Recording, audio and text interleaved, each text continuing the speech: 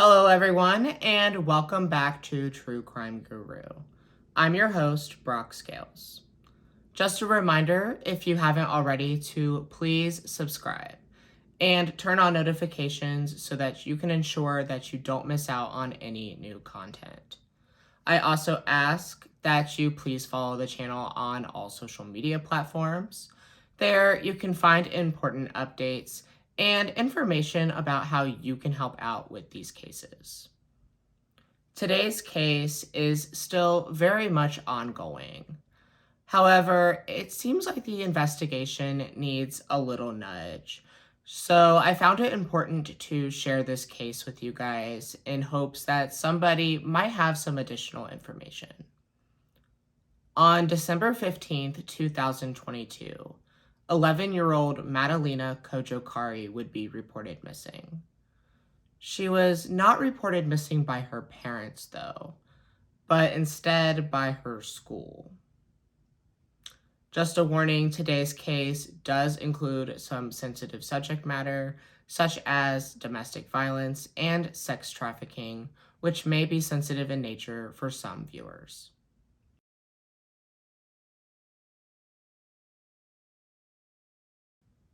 It's close to 5 p.m. on November 21st, 2022, and 11-year-old Madalina Cojocari is seen exiting her school bus around this time. Madalina lives with her 37-year-old mother, Diana Cojocari, and her 60-year-old stepfather, Chris Palmiter. Diana is originally from the country of Moldova, but when and why she had immigrated to the U.S., I am unsure of. Diana does have family that lives in the Asheville, North Carolina area, but Diana and Madalina live about 2.5 hours away in Cornelius, North Carolina, which is about 20 miles or 32 kilometers north of Charlotte. Madalina is a typical 11-year-old kid that enjoys being outdoors and has a particular love for horses. But this exit from the school bus on November 21st, 2022, would be the last time anyone outside of Madalina's family saw her alive. This would also be the last day that Madalina attended school.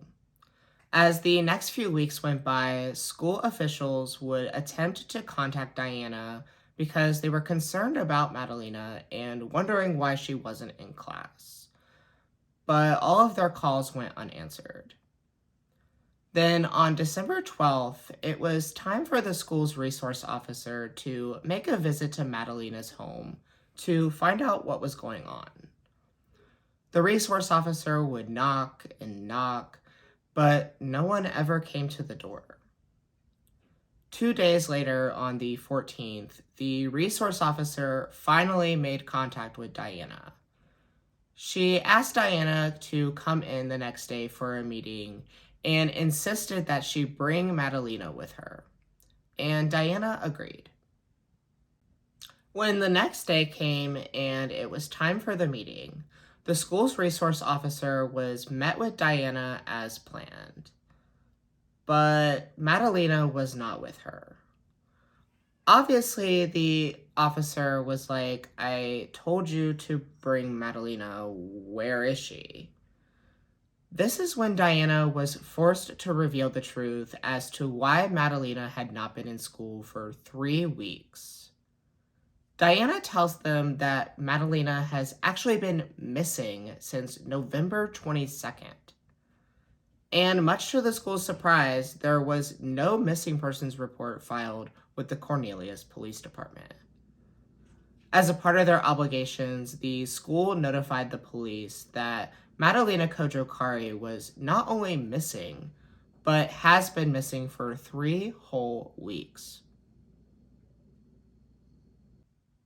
The Cornelius Police Department is obviously confused as to why Diana and Chris had not reported Madalina missing.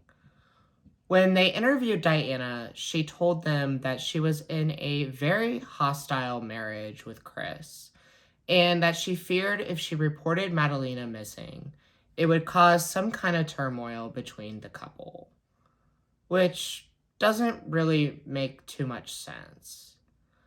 Another weird thing that she told them was she was afraid that Chris had put their family in danger.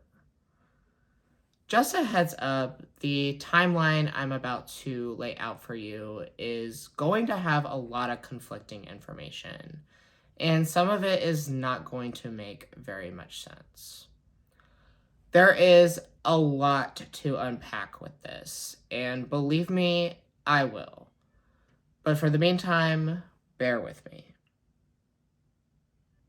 Detectives quickly hit a brick wall with the couple because they both told very different stories. Diana tells detectives that she had last seen Madalina on November 22nd. However, she would later change this and said that she actually hadn't seen Madalina since November 23rd, around 10 p.m. This same day, both Diana and Chris admit that they had gotten into some sort of argument. What about? I have no idea. Chris tells detectives that he left on the 23rd to go get some things from his family 12 hours away in Michigan. However, Diana would tell them that Chris actually left on November 24th, which was Thanksgiving, and that when she woke up that day, she found that Madalina was gone along with some of her things. For whatever reason, Diana waited 2 whole days until Chris returned on November 26th to find out where Madalina was. When she asked him where Madalina was, he asked her the same thing.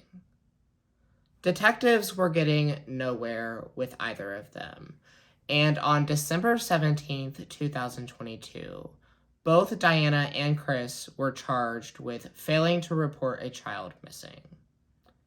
This is when the gloves come off, and the couple both accuse each other of hiding Madalina. Diana says that Chris is hiding Madalina somewhere as a way to punish her. Chris tells detectives that Diana is hiding Madalina because Diana was afraid that Madalina was in danger after Chris had named Madalina as a beneficiary on a 401k account. I know that is probably setting off like 100 questions in your guys' heads. And believe me, I will get into whether or not that makes any sense here in a bit. The FBI was brought in to assist, and there were 2 major search warrants conducted at the family home. The first one was on December 16th, and during this search, they had confiscated some electronics from the home and had noticed that some of Madalina's clothes were missing, as well as her backpack. They had also noted that a part of the kitchen was blocked off with plywood. The second search was conducted on December 21st, and it was reported by WCNC Charlotte that at least 1 bin of evidence was collected in this search. Major Jennifer Thompson would later tell the New York Post that she couldn't go into details, but they definitely felt something off while searching the home. When examining Diana's phone, it was discovered that she had extensive conversations with her cousin, Octavian Sabinu, who lived in Madison County, North Carolina, which is in the Asheville area and sits in the Appalachian Mountain region of North Carolina. During these conversations, which occurred on December 2nd, Diana says that she is with Madalina and asks Octavian if he would help hide her and Madalina so that she could get away from Chris. And then the police would actually receive a tip that Diana was seen in Madison County the very next day on December 3rd. She was seen getting her oil changed, and the attendant did note that there were children's toys in the back seat. but there was no child with her. This all aligned with Chris's claims that Diana was hiding Madalina. There would even be a possible sighting of Madalina in Sugar Mountain, North Carolina at a grocery store. This sighting was of a girl that matched Madalina's age and description with a man that matched the description of Octavian. However, police would say that they ruled out this sighting through surveillance footage. But they did continue to conduct searches in the Madison County area and urged the public to come forward if they had seen Diana or her light blue Toyota Prius around the beginning of December. When the police obtained Octavian's phone records, they revealed multiple calls with well-known criminals involved in drug trafficking investigations. So it really seemed like Madalina may have been hidden by Diana and Octavian. But multiple searches have been conducted in that area, and none have resulted in finding Madalina. On December 22nd, Diana's family had issued a statement in the form of a letter that read, quote, "We, as a family, are devastated and absolutely heartbroken to learn that Madalina is missing. We love Madalina and are shocked by these circumstances. This is something no child or family should ever have to endure. Our family is doing everything we know to do to support the efforts to find Madalina and bring her home. We are and continue to have hope and positivity in this difficult time and pray that she is found safe very soon. We know and greatly appreciate that the local, state, national, and online communities have come together to share flyers and offer positive support, hold prayer vigils, support law enforcement, and are doing everything possible to find and bring Madalina safely home. We are also appreciative of all the efforts, endless hours, and boots on the ground of the local, state, and federal law enforcement agencies involved with the same goal. Madalina is a beautiful, smart, kind, and loving 11-year-old girl with greatness in her future. We are desperate to find her right now. She needs all of our help. We ask for your continued positive support in sharing far and wide the posters and pictures of Madalina. Each and every share may be one step closer to finding her. If you believe you have seen Madalina or have any information related to her whereabouts, please contact your local law enforcement agency or the Cornelius, North Carolina Police Department and come forward with this information. Anything may help. Our family would like to express sincere gratitude to each and every one of you for your support. Our family will continue to do everything we know and learn to do for Madalina's safe return. Blessings." End quote. This really seems like a heartfelt letter written by a family of a missing person. Although I have to say that it kind of sounds like it was written by like a PR expert and not a grieving family. But that's just my opinion. Both Diana and Chris were indicted on January 3rd, 2023. They both later pleaded not guilty, and their trials are still pending as of the time I am making this video. Diana would actually be charged with drug possession while she was incarcerated in April, but those charges would later be dropped. In February, a search warrant was conducted in Diana's car, and both Diana's and Madalina's passports were found, along with other important documents. Some more jaw-dropping information would be released when a judge unsealed some documents later in 2023. Included were recorded jail calls of both Diana and Chris.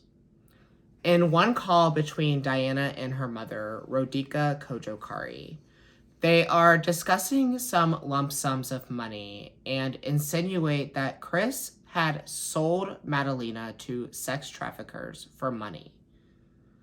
And Madalina would actually make some statements to the media about this. According to reporting done by News Nation, Rodica had said, quote, "My children were caught up by child traffickers. My granddaughter is still alive. She was sold along with Diana for $5 million. End quote. This is a pretty bold statement to make. Obviously, we know that Diana was not sold, but I don't know if she meant like Diana was a part of the deal but was like not actually taken or something. Also, $5 million is kind of specific. Not 1 million or 20 million. She said $5 million. In another call between Chris and his brother, they are discussing financial problems. And the brother told Chris not to worry about the quote-unquote financial problems. Chris also says that Diana came into a large sum of money, but could not explain where it came from. Police say they are looking into Rodica's claims, but have not firmly said whether or not they have found any evidence linking Madalina's disappearance to sex trafficking. In July of 2023, police would receive a tip that someone matching Madalina's description was seen in Northern California. And then human remains would be discovered in the Pisgah National Forest, which is near Madison County, North Carolina. Thankfully, they were confirmed to not belong to Madalina, but the question of what happened to her still remains. Now that the information portion of the episode is over, let's delve into this because, as promised, there is a lot to get into. Let's start with the possibility that Diana is hiding Madalina somewhere. For starters, there is actual evidence supporting this theory. Police have proof of Diana asking her cousin to help hide her and Madalina. And Octavian would later admit to police that both Diana and Rodica had asked him to do this. I guess the real question is why? It definitely seems like the marriage between Diana and Chris was pretty contentious. I don't want to go as far to say that it was abusive because Diana herself has not made any such claims. But she has said that she was afraid of Chris. However, Rodica has made some claims that do lean more towards an abusive marriage. According to an Inside Edition article written by Chris Spargo, Rodica said that Chris would often put narcotics in both Diana's and Madalina's juice. I want to reiterate that these are just claims made by her and not actual evidence, but I do think that is a pretty specific thing to say. Rodica also said that Chris was essentially holding Diana and Madalina hostage by keeping their passports and other important documents from them, which might explain why they were found in Diana's car. If she was planning on leaving Chris, she might have kept these in her car as a part of her plan to get away from him. Another thing I want to circle back to is what Diana said about Chris putting Madalina in danger by listing her as a beneficiary on a 401k account. I just have a really hard time seeing how this could put her in danger. And more specifically, from who?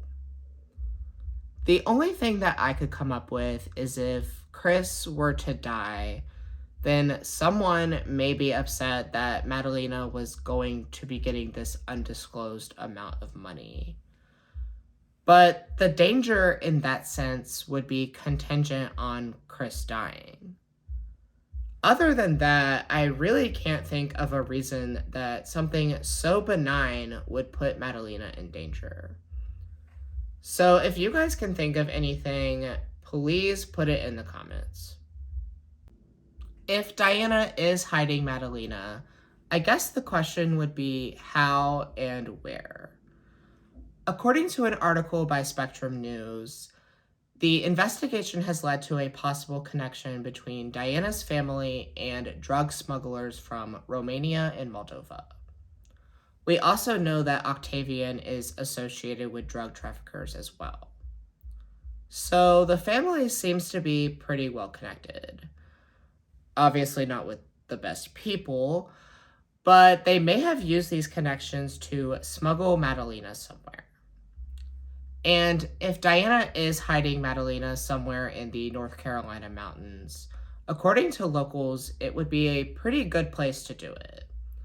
The Appalachian Mountain portion of North Carolina is very vast, and it would take an army of searchers to find someone who is purposely being hidden there. Then there is the possibility that Chris is the one that's hiding Madalina and not Diana. To me, there just seems to be less of a reason for Chris to want to do this, besides doing it to punish Diana. And if he really is as evil as Rodica claims, then it's definitely a possibility. One thing that I did not see mentioned anywhere in my research is whether or not Chris's family's homes in Michigan have been searched. Or anywhere on the 800-mile route there, for that matter. That doesn't necessarily mean that they haven't, and the law enforcement agencies in this case seem to have been pretty thorough. So I can only assume that they have searched there. But like I said, I did not see it mentioned anywhere. We also cannot ignore these claims made by Rodica about Chris selling Madalina to sex traffickers. Again, these are just claims, and as far as I know, there is no actual evidence supporting this. Rodica did also say that she believes the traffickers forced Madalina to undergo plastic surgery as a way to mask her appearance. When I first read this, I thought it was a pretty outlandish claim, but apparently this is something that some traffickers do. But I did read that traffickers will sometimes pay for plastic surgery, but as a way to increase the victim's sexual desirability. And I'm not sure if these practices are used on children. I also have a hard time believing that a plastic surgeon, at least an accredited one, would perform such a surgery on a child. A thought that I had was that maybe Diana's family was saying this as a way to cover their own tracks.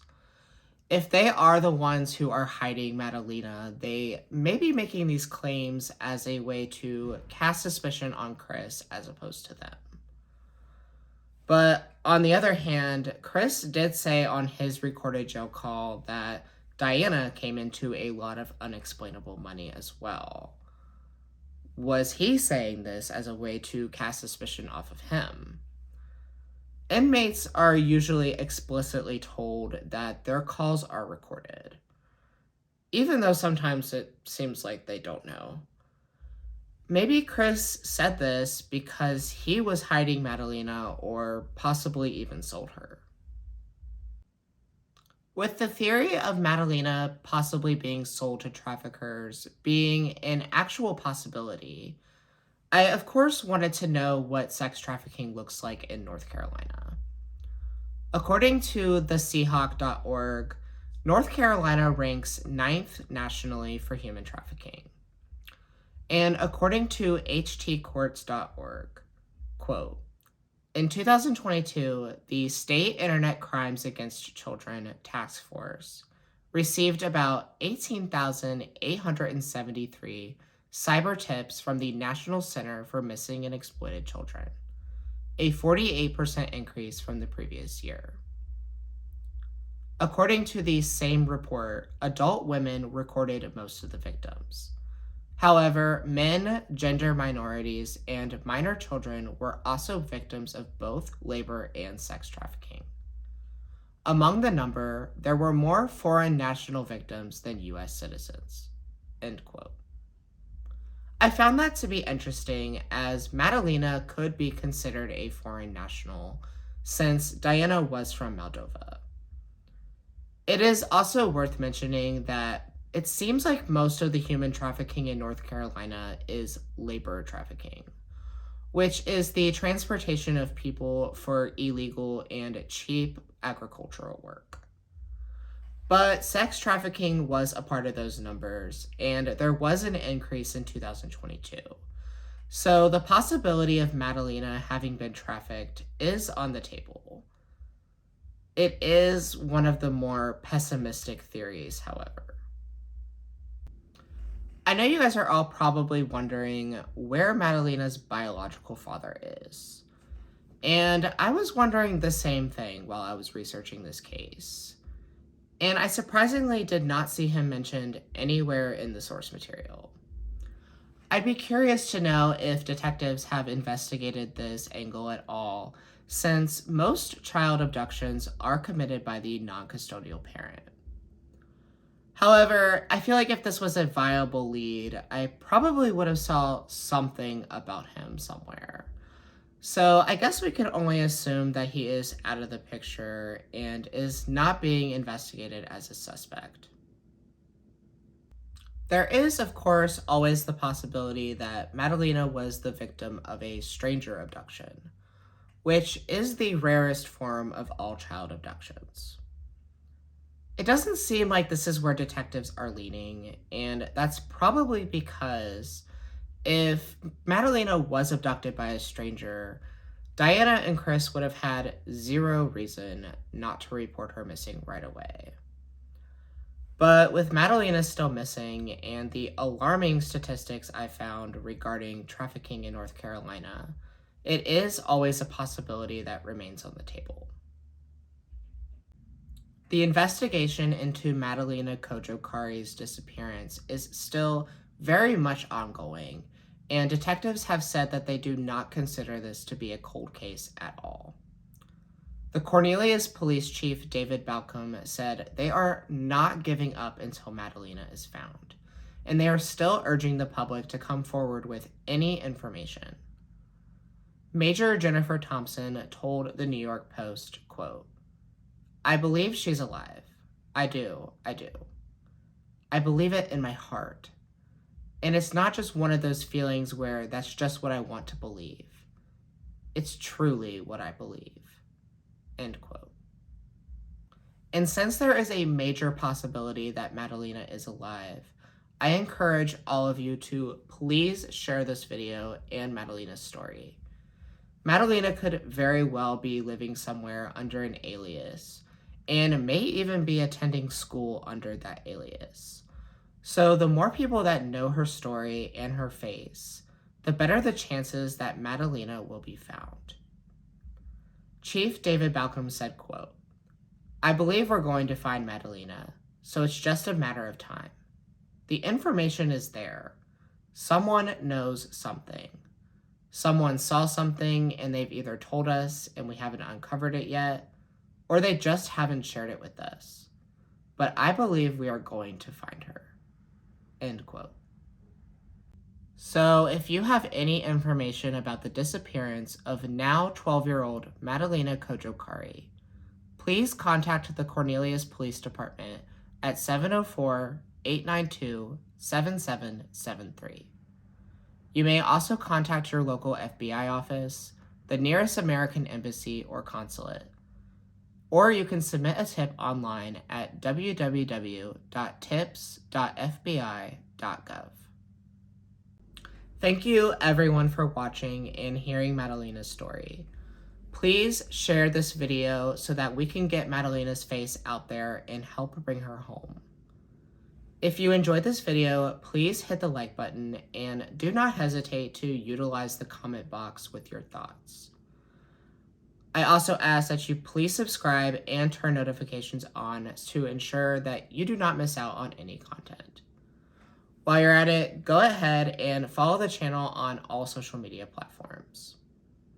If you have a case that you think I should cover, do not hesitate to DM me on social media, or you can email your suggestion to truecrimeguruchannel at gmail.com.